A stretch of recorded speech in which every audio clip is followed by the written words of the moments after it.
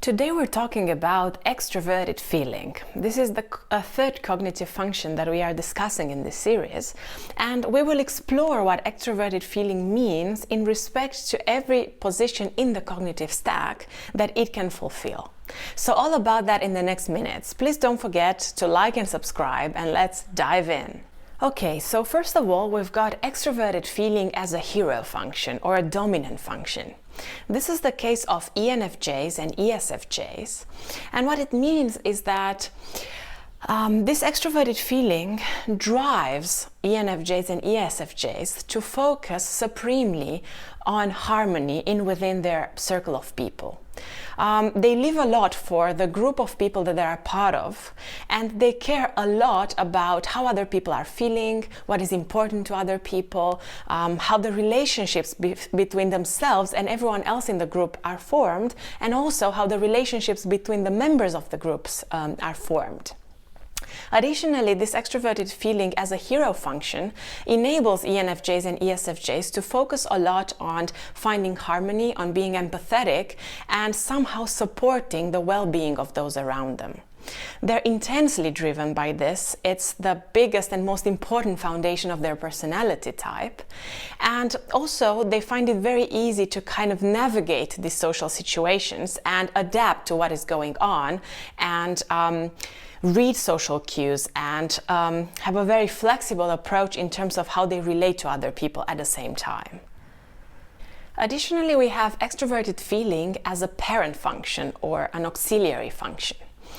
This is the case of INFJs and ISFJs, and in a way it's rather similar to how hero extroverted feeling looks like.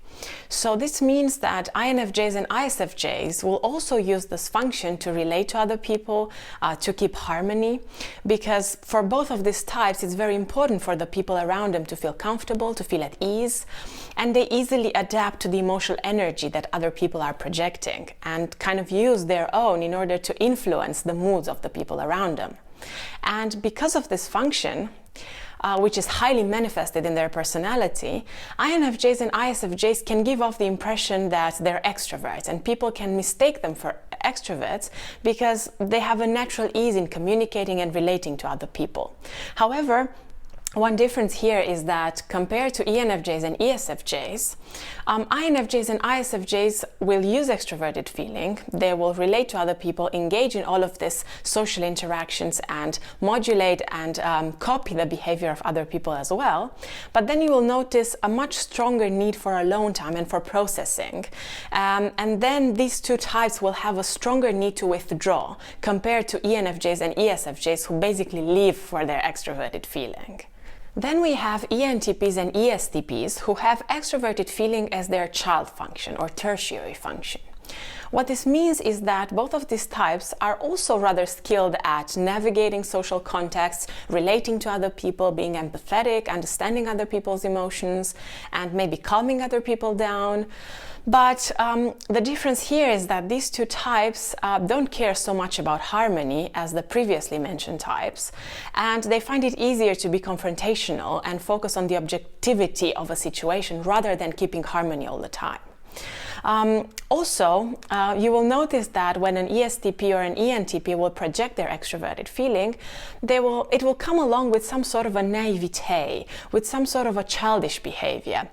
One notable difference I've seen here is that, for example, FJ personality types are much more likely to kind of adapt their extroverted feeling to the people around them, and they will come off as more stable and adapted to the context, whereas ENTPs and ESTPs will look a little bit more childish when they use this extroverted feeling, and they will have more intense expressions of emotions in some contexts that ENFJs and ESFJs or INFJ, ISFJ will perceive as inappropriate. So it's kind of like the child is coming out, it's exploring, it's having fun. Next, we have extroverted feeling as an inferior function. This is the case of INTPs and ISTPs, who have much more difficulty accessing this function. It's in complete opposite to their dominant introverted thinking, and it's something that really doesn't come naturally to them. So what you will see is that INTPs and ISTPs will often think that this function is causing them a lot of trouble, that they don't really care so much about relating to other people emotionally, but they do have it and they do need to express it, so you will often find them trying to understand how to relate to other people. They will have a great deal of empathy, but they might just disregard it when making decisions, as compared to FJ personality types, for instance. At the same time, however, they can be quite socially awkward because of their inferior extroverted feeling. But if they actually manage to have some sort of accomplishments associated with this function, you will notice that a great deal of accomplishment and happiness comes from this. Now we're going deeper into the shadow of personality types. So we get to INFPs and ISFPs, who use extroverted feeling as their nemesis function.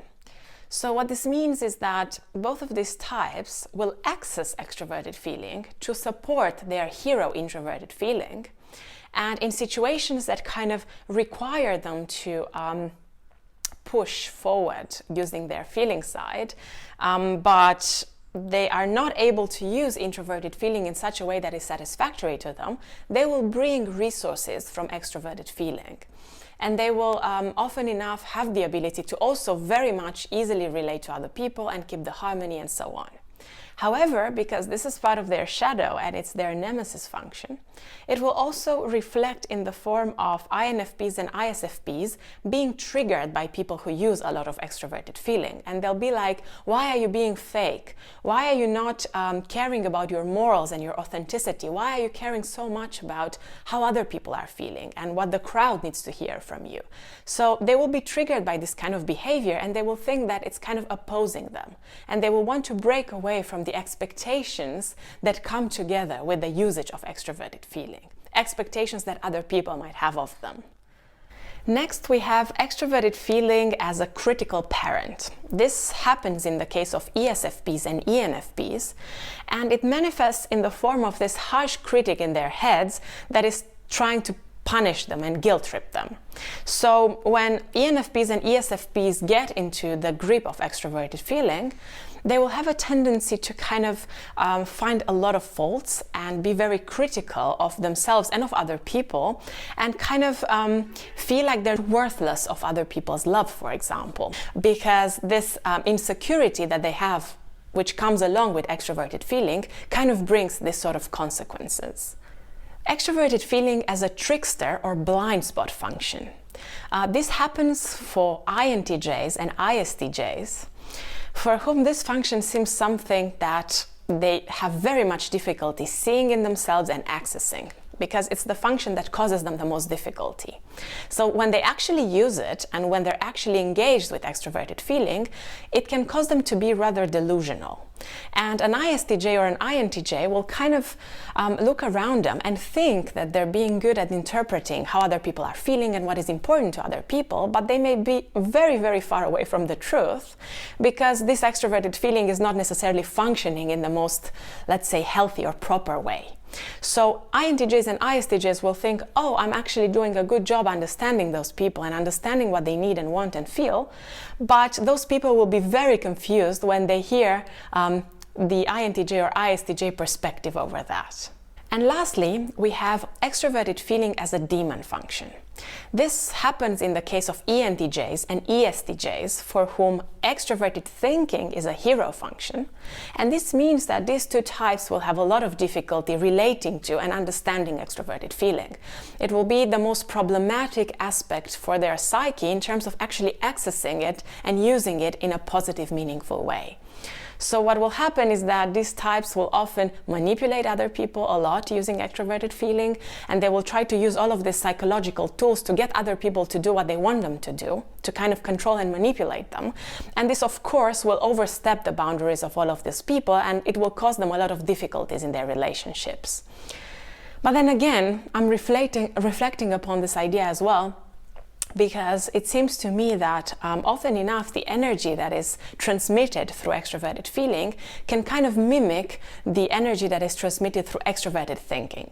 So maybe in a way or another, the two functions which seem to be at opposite ends, especially in ENTJs, ESTJs, but also in ESFJs and ENFJs, maybe there's some sort of a connection between the two functions, helping them support each other from the beginning and the back of the psyche, creating some sort of a play, some sort of a movement or a dance that can kind of help the psyche connect and remain consistent within itself and with respect to the external environment as well. So thank you guys, thank you for watching this video again. If you really enjoyed it, please hit the like button, subscribe, and see you next week with a video about introverted feeling explained.